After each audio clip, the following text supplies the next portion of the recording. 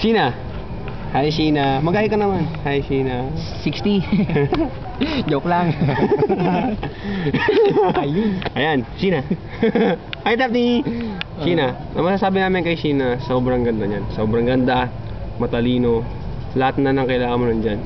Palagi siya nandyan kapag may problema. Yung ngiti niya yung ganun, no? Yung, Tapos yung, ang nakakatawa kay Ate Balance. Sheena. Ayan, nakakatawa kay Ate Sheena kapag kapag yung Hello! Oh. Tapos kapag ngingiti siya, yung parang...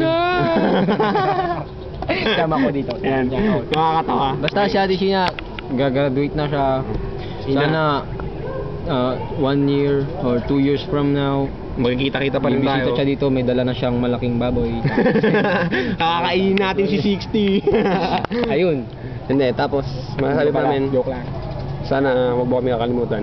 Tapos kapag kailangan mo kami, nandito lang kami. Okay?